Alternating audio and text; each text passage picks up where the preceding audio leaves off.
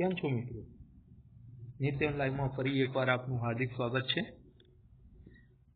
મિત્રો, આપણે GPMC એક્ટના MCQ solve કરીએ છીએ અને એમાંથી આપણે કુલ 8 પાર્ટ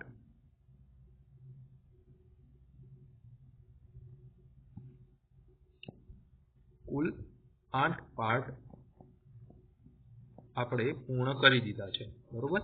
અને આજે આપણે 9મો ભાગ જોવાના છીએ, બરોબર. આ સિવાય હમણાં એએમસી FSO ની પરીક્ષા લેવાઈ ગઈ, બરોબર. અને એમાં આ જીપીએમસી એક્ટના પ્રશ્નો હતા. તો તમે જોશો તો અંદરથી 20 જેવા પ્રશ્નો આપણે જે આખી જે જીપીએમસી એક્ટની સિરીઝ ચલાવી છે એમાંથી પૂછાયા છે, અને જે એમસીક્યુ સિરીઝ પણ ચલાવી છે એમાંથી પણ કેટલાક 2-3 પ્રશ્નો પૂછાયેલા છે, બરોબર. એનો મતલબ કે આપણે જે પણ યુટ્યુબ ઉપર આ જીપીએમસી એક્ટ માટેની સિરીઝ ચલાવી રહ્યા છે એ તમારી એક્ઝામ્સ માટે બહુ ઉપયોગી છે. એમાંથી ઘણા બધા પ્રશ્નો પૂછાવાની શક્યતાઓ વધારે રહેલી છે. ઓકે, એક સ્લાઇડની અંદરથી 3 પ્રશ્નો પણ નીકળેલા છે, એમાંથી પૂછાયેલા છે, બરોબર. અને એનું જે પ્રૂફ જે છે એ આપણે આપણા ચેનલની અંદર મૂકવાના છીએ કે કઈ જગ્યાએથી કયો પ્રશ્ન પૂછાયો છે. ઓકે, તો એટલે જ કહું છું કે અમારી સાથે જોડાયેલા રહેજો, જીપીએમસી આખો પૂરો કરી દેજો, બરોબર. અને એના પછી જે એમસીક્યુની જે આપણે સિરીઝ ચાલુ કરી છે એ પણ સંપૂર્ણ જોઈ લેજો. ઓકે, તો સારું એવું કવર થઈ જશે. આઈએમપી જે ટોપિક છે એ બધા કવર થઈ જશે, બરોબર. ઓકે, વિડીયોને લાઈક જરૂર કરી દેજો, અને જો તમે નવા હોય તો ચેનલને સબસ્ક્રાઇબ કરી દેજો, કેમ કે આ ચેનલ ઉપર તમારી આવનારી જે ક્લાસ 3ની કોઈ પણ એક્ઝામ છે એની અંદર જે ઇમ્પોર્ટન્ટ ટોપિક છે અથવા તો ઇમ્પોર્ટન્ટ સબ્જેક્ટ છે એના માટેના અમે વિડીયો લાવતા રહીએ છીએ. ઓકે, કે જે તમને એક્ઝામમાં પાસ થવા માટે ખૂબ ઉપયોગી સાબિત થાય. ઓકે, તો ચાલો હવે આજે જીપીએમસી એક્ટનો પાર્ટ 9 જોવાના છીએ, બરોબર.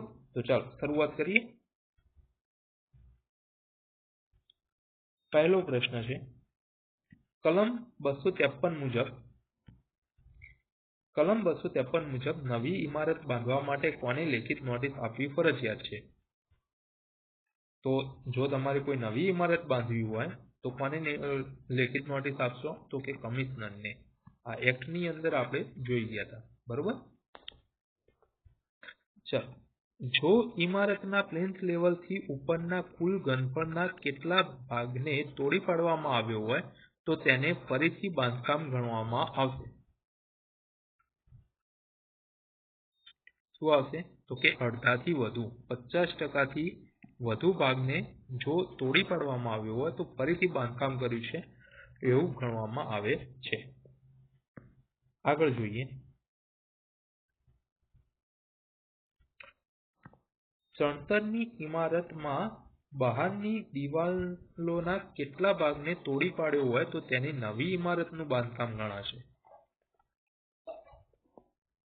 શું આવશે જવાબ? તો કે 3/4 સી જવાબ આવશે. આગળનો પ્રશ્ન, ફ્રેમ બિલ્ડિંગમાં બહારની દિવાલોના કેટલા થાંભલા કે બીમ તોડી પાડ્યા હોય તો તેને નવું બાંધકામ ગણાય. તો અહીંયા પણ તમારો જવાબ આવશે બી, 3/4. ઓકે, ચલો આગળ જોઈએ, કઈ કલમ હેઠળ ઇમારતમાં ઉમેરો કે ફેરફાર કરવા માટે નોટિસ આપવી પડે?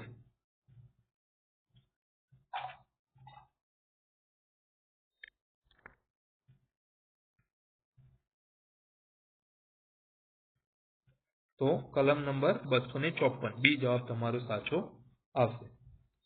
રહેણાંકના મકાનને દુકાન કે ગોડાઉનમાં રૂપાંતરિત કરવું એ શું ગણાશે? તો કે એને નવી ઇમારત બાંધવી છે એ પ્રમાણે ગણવામાં આવે છે. ઓકે, ચાલો આગળ જોઈએ, ઇમારતમાં લિફ્ટ શાફ્ટ બાંધવા માટે કઈ કલમ હેઠળ નોટિસ આપવી પડે છે? તો કે કલમ નંબર 254 બી આવશે જવાબ. કમિશનર ક્યારે મંજૂરી રદ કરી શકે છે? ક્યારે કમિશનર મંજૂરી રદ કરી શકે?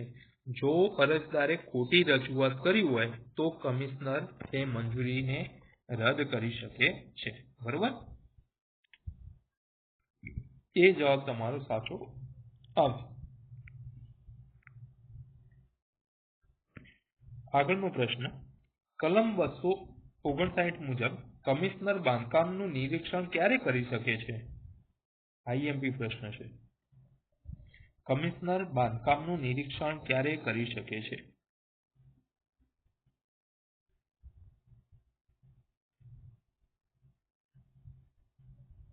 ચોવીસ કલાકની નોટિસ આપ્યા પછી? ના. અગાઉથી નોટિસ આપ્યા વગર ગમે ત્યારે તે કરી શકે છે. બી જવાબ તમારો સાચો આવશે.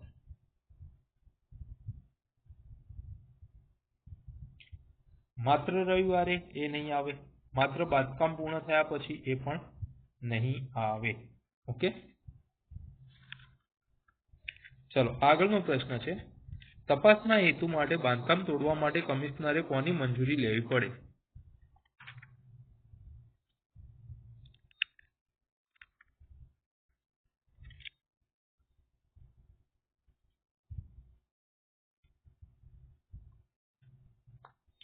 તપાસના હેતુ માટે બાંધકામ તોડાવવા માટે કમિશનરે કોની મંજૂરી લેવી પડે? આ પણ આઈએમપી છે. બાંધકામ તોડાવવા માટે કોની મંજૂરી લેવી પડે? તો કે સ્ટેન્ડિંગ કમિટીની મંજૂરી લેવી પડે. ઓકે, બી જવાબ તમારો સાચો આવે. આગળ જોઈએ, જો તપાસમાં બાંધકામ નિયમ મુજબ માલુમ પડે તો તોડેલા ભાગનું વળતર કોણે ચૂકવવું પડશે? તપાસમાં જે બાંધકામ જે છે એનો નિયમ મુજબ માલુમ પડે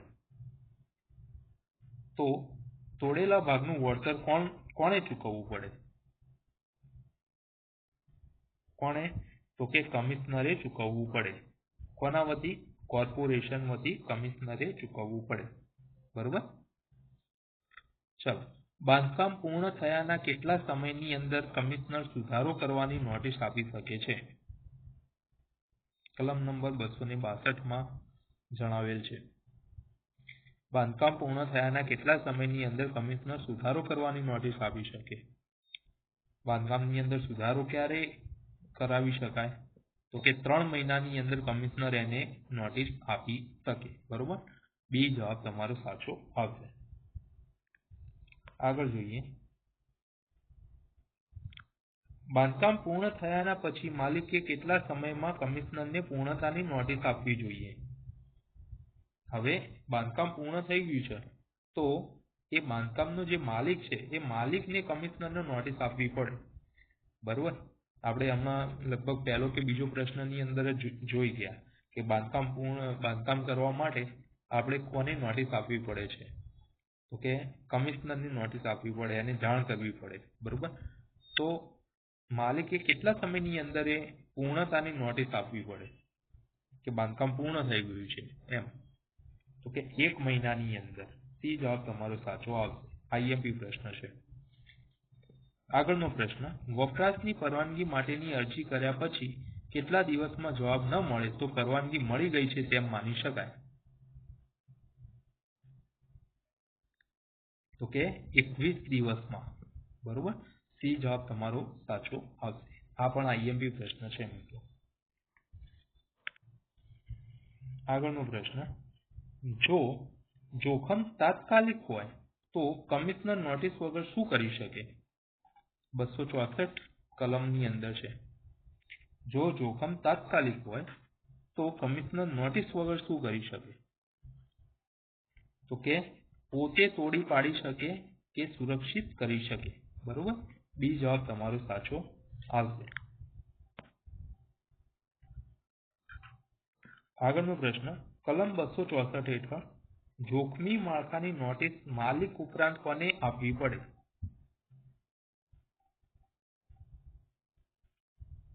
તો કોઈ જોખમી બાંધકામ છે અથવા તો જોખમી માળખું છે, ઇમારત છે, તો એની નોટિસ માલિકને પણ આપવી પડે અને બીજું કબજેદારને પણ આપવી પડે, ઓક્યુપાયર.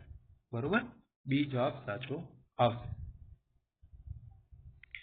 કલમ 265 મુજબ ઇમારતના નિરીક્ષણ પછી માલિકે કેટલા સમયમાં જરૂરી સમારકામ હાથ ધરવું જોઈએ?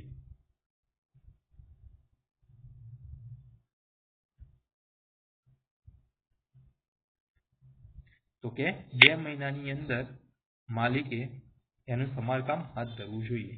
ઇમારતનું નિરીક્ષણ કોણ કરે છે? તો કે કમિશનર કરશે. અને આ નિરીક્ષણ થઈ ગયા પછી એની અંદર કોઈ સમારકામ કરવાનું જરૂર પડે તો એ માલિકને સૂચન આપશે અને એ પ્રમાણે માલિકે 2 મહિનાની અંદર એનું સમારકામ હાથ ધરવું જોઈએ. ઓકે, તો બી જવાબ તમારો સાચો આવશે. ગેરકાયદે કામ રોકવા માટે કમિશનર કોની મદદથી વ્યક્તિને દૂર કરી શકે છે? ગેરકાયદેસર કોઈ કામ થતું હોય અને એને રોકવા માટે કમિશનર કોની મદદથી વ્યક્તિને દૂર કરી શકે છે? તો કે પોલીસ અધિકારીની મદદથી. ઓકે, બી જવાબ તમારો સાચો આવે. કયા સંજોગોમાં ઇમારત ખાલી કરાવવાનો આદેશ આપી શકાય? કલમ 268. તો કે જો ઇમારત જોખમી હાલતમાં હોય ત્યારે, જો બીયુ પરમિશન વગર કબજો લીધો હોય ત્યારે, જો દાદર કે લોબીનું કામ અધૂરું હોય ત્યારે. બરોબર, મતલબ કે આપેલ તમામ સાચા જવાબ આવશે.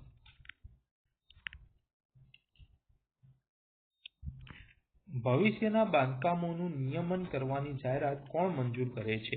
કલમ 269. ભવિષ્યના બાંધકામોનું નિયમન કરવાની જાહેરાત કોણ મંજૂર કરે છે?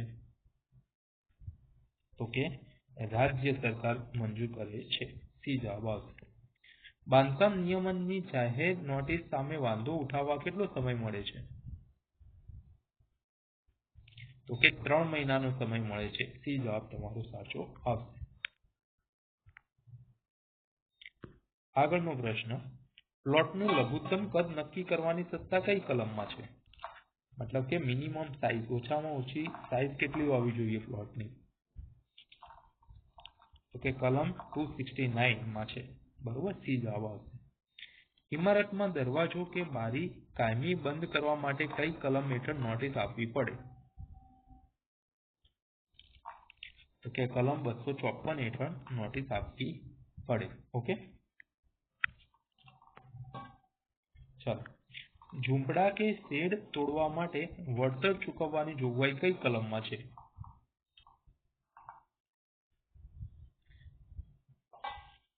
તો કે કલમ નંબર 263 એમાં છે. બી જવાબ આવશે.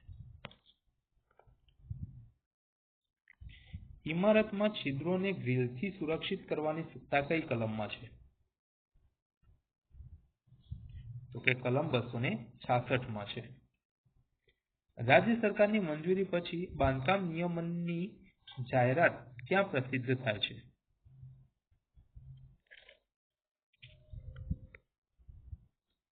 આઈએમપી પ્રશ્ન છે. તો કે સરકારી ગેજેટમાં પ્રસિદ્ધ થાય છે. બી જવાબ આવશે. કલમ 256 મુજબ અધૂરી માહિતી રજૂ કરવાથી નોટિસનું શું થાય?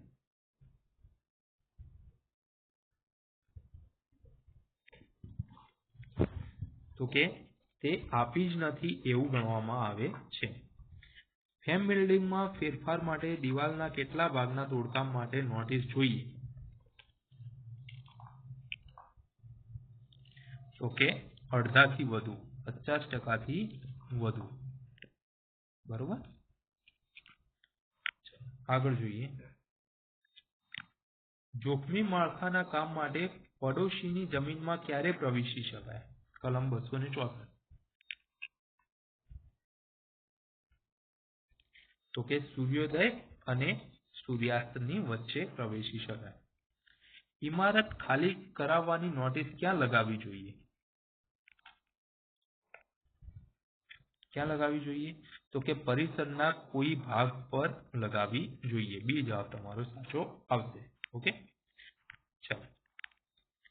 આગળનો પ્રશ્ન, વિધાન તપાસવાના છે. કયું વિધાન સાચું છે? ઓકે, ચલો પહેલું વિધાન છે કલમ 270 મુજબ સુધારણા યોજના માટે કોર્પોરેશનની પૂર્વ મંજૂરી અનિવાર્ય છે. સુધારણા યોજના એટલે કે કોઈ સુધારો કરવો હોય, કોઈ સ્ટ્રક્ચર છે આખું એની અંદર, તો કોર્પોરેશનની પૂર્વ મંજૂરી અનિવાર્ય છે. સાચું કે ખોટું? સાચું. કોર્પોરેશન ત્યારે જ મંજૂરી આપશે જ્યારે તેની પાસે પૂરતા નાણાકીય સંસાધનો હશે. આ વિધાન પણ સાચું છે. ઓકે, તો અહીંયા તમારો સી જવાબ આવશે. બંને સાચા છે. આગળ જોડકા જોડવાના છે. ચાલો, પહેલું જોડકું છે યોજનાના વાંધા રજૂ કરવા.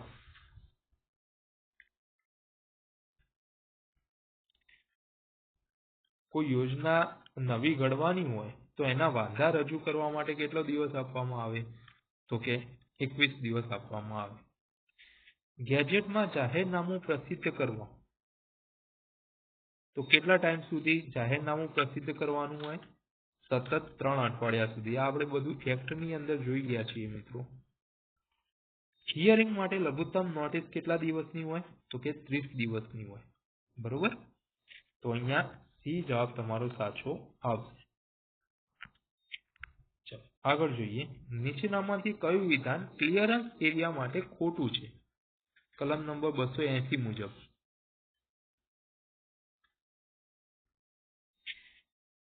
ક્લિયરન્સ એરિયા માટે કયું વિધાન ખોટું છે? તે વિસ્તારની ઇમારતો માનવ વસવાટ માટે અયોગ્ય હોવી જોઈએ. આ વિધાન સાચું છે.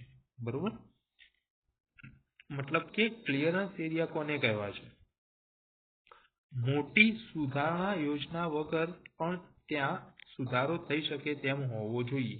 આ વિધાન પણ સાચું છે. ત્યાંની ઇમારતો તોડી પાડવાનો આદેશ આપી શકાય છે. આ વિધાન પણ સાચું છે.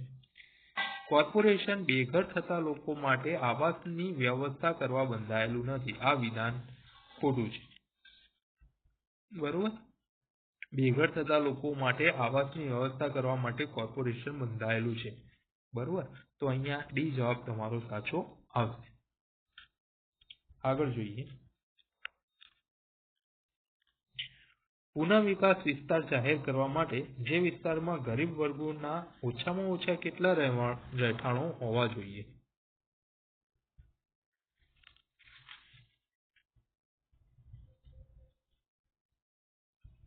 કેટલા હોવા જોઈએ? તો કે 50 હોવા જોઈએ. ઓકે, આ આઈએમપી છે, આપણે એક્ટની અંદર જોઈ ગયા છીએ. બરોબર, અને હમણાં એફએસઓ ની જે એક્ઝામ હતી એમાં એક વિધાન આ પણ હતું. બરોબર, ચાલો કલમ 270B હેઠળ ઇમારતોની કઈ ખામી સુધારણા યોજના માટેનો આધાર છે?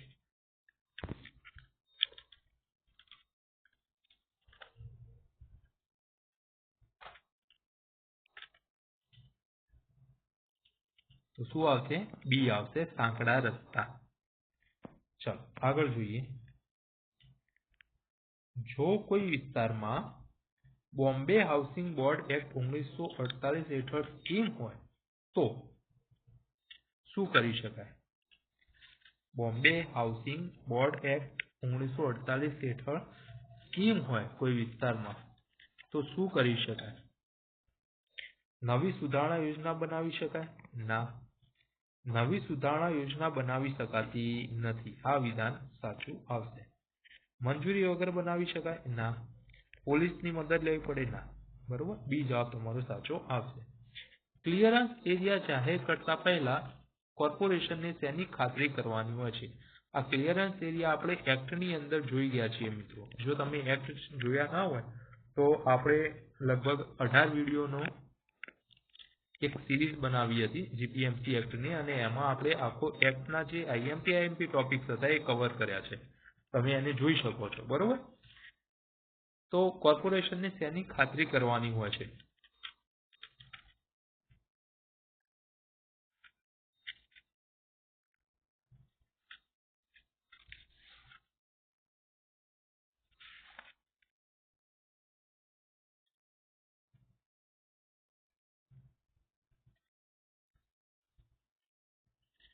તો શેની આવશે? તો કે શહેરના ટ્રાફિકની ખાતરી કરવાની હોય છે। બી જવાબ તમારો સાચો આવશે। ચાલો, ડ્રાફ્ટ સુધારણા યોજના કોને સુપરત કરવામાં આવે છે? ડ્રાફ્ટ સુધારણા યોજના કોને સુપરત કરવામાં આવે છે? તો કે સ્ટેન્ડિંગ કમિટીને સુપરત કરવામાં આવે છે। આઈએમપી પ્રશ્ન છે। કલમ 272 મુજબ વ્યક્તિગત નોટિસ કોને આપવી પડે?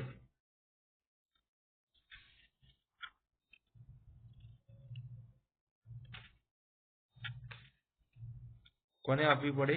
કબજેદારને આપવી પડે, ઓક્યુપાયરને, બરોબર। બી જવાબ સાચો આવશે। ચલો આગળ જોઈએ। રાજ્ય સરકારને યોજના મોકલતી વખતે કયો દસ્તાવેજ જરૂરી નથી?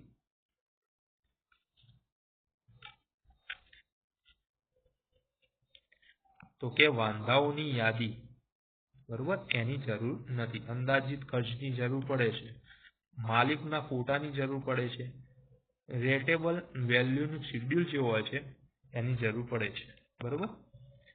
ચાલો, કલમ 278 મુજબ યોજનાનો અમલ કોણ કરે છે?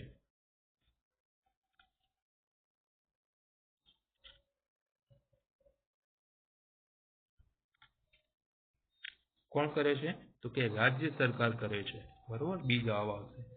ક્લિયરન્સ ઓર્ડરની પુષ્ટિ કોણ કરે છે?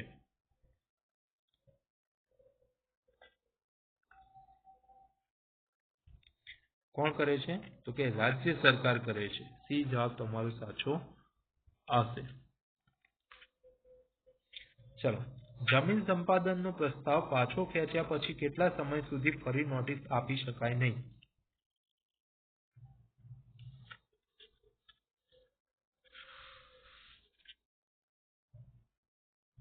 તો કે 2 વર્ષ સુધી નોટિસ આપી શકાય નહીં। તો અહીંયા સી જવાબ તમારો સાચો આવશે।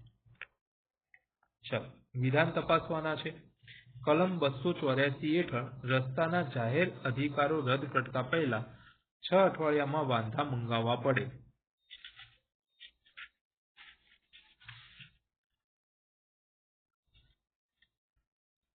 તો કે સાચું, બરોબર। વિધાન 1 સાચું છે। ખાનગી રસ્તાના અધિકારો રદ કરવા બદલ કોઈ વળતર મળતું નથી, આ વિધાન ખોટું છે, બરોબર। તો અહીંયા વિધાન 1 સાચું છે, એ જવાબ તમારો સાચો આવશે। ચાલો, ફરીથી જોડકા જોડવાના છે। કલમ 280 માં શું છે?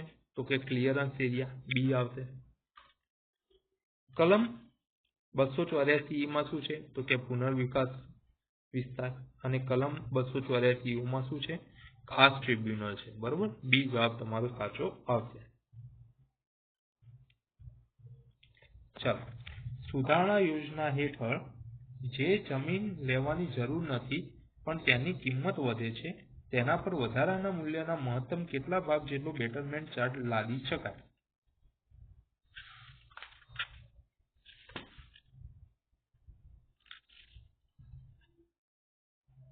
કેટલો? તો કે 0.5% જેટલો, બરોબર, 50% જેટલો લાદી શકાય। સુધારણા યોજનામાં પાડોશી જમીનનો સમાવેશ ક્યારે થઈ શકે?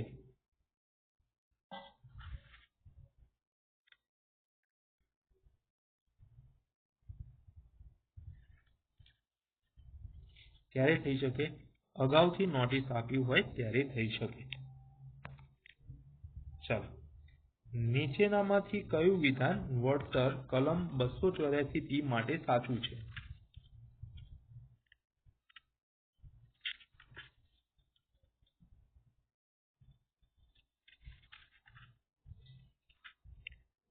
જો મકાન રહેવા લાયક ન હોય તો માત્ર કાટમાળની કિંમત મળે છે, બરોબર। બી જવાબ તમારો સાચો આવશે। ઓકે, ચાલો આગળ જોઈએ। કલમ 279 મુજબ જાહેરનામાના કેટલા વર્ષમાં સંપાદન ન થાય તો માલિક જમીન મુક્ત કરવાની માંગ કરી શકે?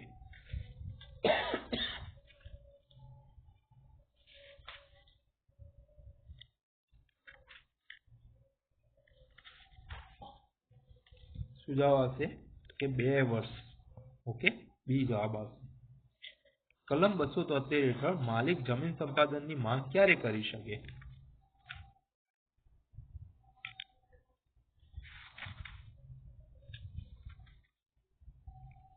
તો કે જ્યારે પ્રથમ માળ સુધીનું માળખું પૂર્ણ થયું હોય ત્યારે. બી જવાબ તમારો સાચો આવશે. ઓકે, ચલો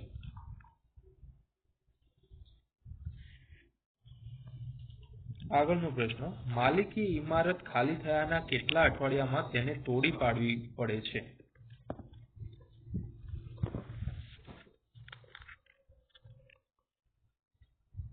તો કે 6 અઠવાડિયામાં. ઓકે, સી જવાબ આવશે. તોડેલા મકાનની સામગ્રી વેચતા જે રકમ વધે તે વિવાદના કિસ્સામાં ક્યાં જમા થાય? તો કે ડિસ્ટ્રિક્ટ કોર્ટમાં જમા થાય છે. સી જવાબ આવશે. આગળનો પ્રશ્ન. ક્લિયરન્સ એરિયાની આસપાસની જમીન સંપાદન માટેની મુદત કેટલી છે? તો કે 12 મહિના છે. બી જવાબ આવશે. પ્રશ્ન નંબર 24. ફરજિયાત સંપાદન આદેશ કયા શેડ્યુલ મુજબ રાજ્ય સરકાર પુષ્ટિ કરે છે? તો કે શેડ્યુલ સી મુજબ. ઓકે, ચલો આગળ જોઈએ. કલમ 284 મુજબ સાફ કરેલી જમીનનો નિકાલ કઈ રીતે થઈ શકે?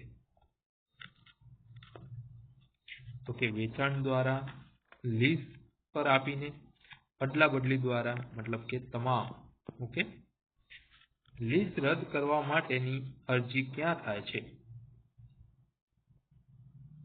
ક્યાં થશે? મ્યુનિસિપલ ઓફિસ ખાતે થાય છે. બી જવાબ સાચો આવશે. ચલો. રસ્તાના જાહેર અધિકાર રદ કરવાની આખરી મંજૂરી કોણ આપે છે? આઈએમપી પ્રશ્ન. રસ્તાના જાહેર અધિકારો રદ કરવાની આખરી મંજૂરી કોણ આપશે? તો કે રાજ્ય સરકાર આપશે. ઓકે, કોઈ રસ્તા જાહેર રસ્તો છે, હવે એને રદ કરવો છે, જાહેર રસ્તાને એનો અધિકાર રદ કરવો હોય તો રાજ્ય સરકાર એની આખરી મંજૂરી આપે છે. ખાનગી રસ્તાના અધિકાર રદ કરવાથી થતા નુકસાન માટે શું મળે છે? શું મળશે? તો કે વળતર મળશે. ઓકે, બી જવાબ આવશે. આવાસ માટેની જમીન સંપાદન આગામી કેટલા વર્ષમાં વાપરવાની શરત હોય છે? તો કે 10 વર્ષમાં. બી જવાબ આવશે. જમીન સંપાદનમાં તાત્કાલિક કબજો લેતા વધારાનું વ્યાજ કેટલા ટકા હોય છે? આઈએમપી પ્રશ્ન.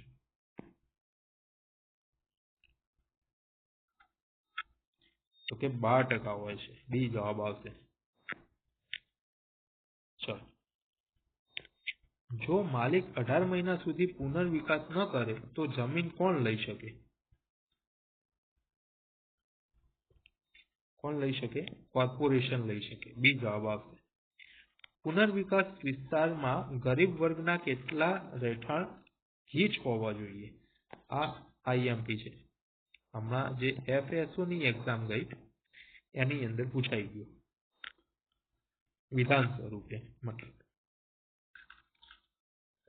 તો કે 1/3. ઓકે, અને વધુમાં વધુ કેટલા રહેઠાણ હોવા જોઈએ ગરીબ વર્ગના? 50 હોવા જોઈએ. આપણે આગળ જોઈ ગયા. ચલો. પુનર્વિકાસ પ્લાન તૈયાર કરવા માટેનો સમયગાળો કેટલો છે?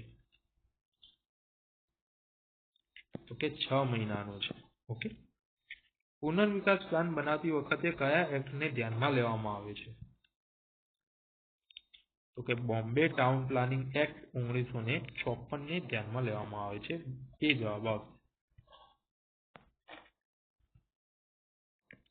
કોર્પોરેશન ગરીબ વર્ગો માટે આવાસ ક્યાં બનાવી શકે?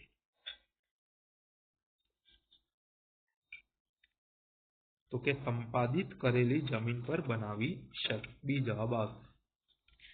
આવાસ યોજના માટે જમીન ફરજિયાત સંપાદન કરવા કઈ કમિટીની મંજૂરી જોઈએ? તો કે એક્ઝિક્યુટિવ કમિટીની મંજૂરી જોઈએ. સી જવાબ આવશે. કલમ 284 હેઠળ કમિશનર આવાસની સાથે કઈ સવલત આપી શકે? તો કે મનોરંજનના મેદાનોની સવલત આપી શકે. યોજના પૂર્ણ થયાની તારીખ કોણ નક્કી કરે છે? તો કે કમિશનરના રિપોર્ટ પરથી સ્ટેન્ડિંગ કમિટી નક્કી કરે છે. એ જવાબ તમારો સાચો આવશે.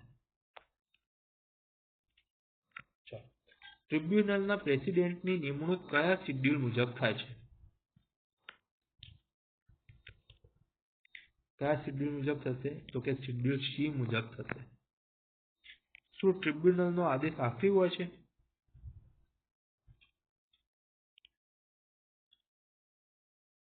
તો કે માત્ર કલેક્ટર એને બદલી શકે છે. સી જવાબ આવશે.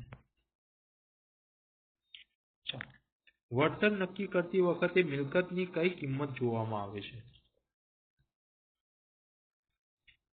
આઈએમપી પ્રશ્ન છે. વળતર નક્કી કરતી વખતે મિલકતની બજાર કિંમત જોવામાં આવે છે. અયોગ્ય ઇમારતના વળતરમાંથી શું બાદ કરવામાં આવે છે? તો કે કમિશનરની ફી બાદ કરવામાં આવે છે. કઈ ઇમારતોનું વળતર માત્ર સામગ્રીના મૂલ્ય પર આધારિત હોય છે? તો કે રહેવા માટે અયોગ્ય ઇમારત. ઓકે. કલેક્ટર જમીનનો કબજો લઈને કોને સોંપે છે? કોને સોંપશે? તો કે કમિશનરને સોંપશે. બી જવાબ આવશે. ચાલો, બેટરમેન્ટ ચાર્જ લાદવાનો ઈરાદો કોણ જાહેર કરે છે? કોણ જાહેર કરશે? તો કે કમિશનર જાહેર કરે છે. ઓકે, આઈએમપી પ્રશ્ન છે. બેટરમેન્ટ ચાર્જ સામેના વાંધાઓ કોણ સાંભળે છે? તો કે સરકાર દ્વારા નિમાયેલ અધિકારી વાંધાઓ સાંભળે છે. ઓકે, ચાલો. બેટરમેન્ટ ચાર્જની રકમ વધારાના મૂલ્યના કેટલા ટકા હોય છે? આ પણ આઈએમપી છે. કેટલા ટકા હોય છે? 50% હોય છે. બેટરમેન્ટ ચાર્જ નક્કી કરવામાં કેટલા દિવસની નોટિસ હિયરિંગ માટે અપાય છે?